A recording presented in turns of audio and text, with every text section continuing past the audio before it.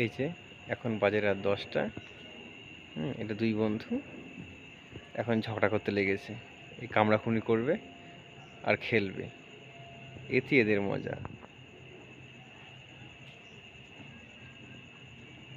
এ শুয়ে পড়েছে, পাল্টা ও শুয়ে পড়বে একটু বাদেই।